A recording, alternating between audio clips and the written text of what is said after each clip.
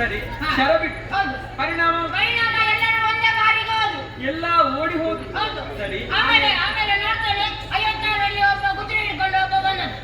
ಯಾವ್ದ್ರಲ್ಲಿ? 56ರಲ್ಲಿ. ಆ ಐರಾವತದಲ್ಲಿ ಹಾ.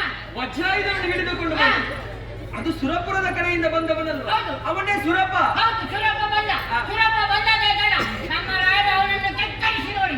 ಅದೇ ಆ ಕೋಪ ಬಂದಿದೆ ನನ್ನವರಿಗೆ. ಹೌದು. ಹಾ. ಸುರಪ್ಪನಿಗೂ ನಮ್ಮ ರಾಜನಿಗೂ ಯುದ್ಧ ಆಯಿತು. ಯುದ್ಧದ ಪರಿಣಾಮ ಸುರಪ್ಪ ಜಗಳವನ್ನು ಬಿಟ್ಟು ಓಡಿ ಹೋದ. ಅಯ್ಯೋ ಹಾಗಿದ್ರೆ ಸಂತೋಷದ ವಿಚಾರ ಅಲ್ಲ. ಹಾ. ನಗು ನಗುತ್ತಲೇ ಮುಂದುವರಿಸಬೇಕು. ನೀನು ಅಳುವುದು ಯಾಕೆ? ಈಗ ಸುರಪ್ಪ ಓದಕ್ಕೆ ಸಂತಾಪ ಅದು ಬೇಡ, ಇದು ಶೋಣಿತಾಪ. ಹೌದು. ಸಂತಾಪ ಸೂಚನೆ ಬೇಡ, ಮುಂದುವರಿಸಿ. ಆಮೇಲೆ ಹಾಗೆ ನೋಡ್ತಾನೆ ಅಮ್ಮ. ಹಾ. ಹಾಲಾಡಿದ ಒಂದು ಲಕ್ಷ ಅದಿಲ್ಲಿ ಅಲ್ಲಿ ಮೇಲಿನಿಂದ ಹಾರಾಡಿಕೊಂಡು ಹಾ.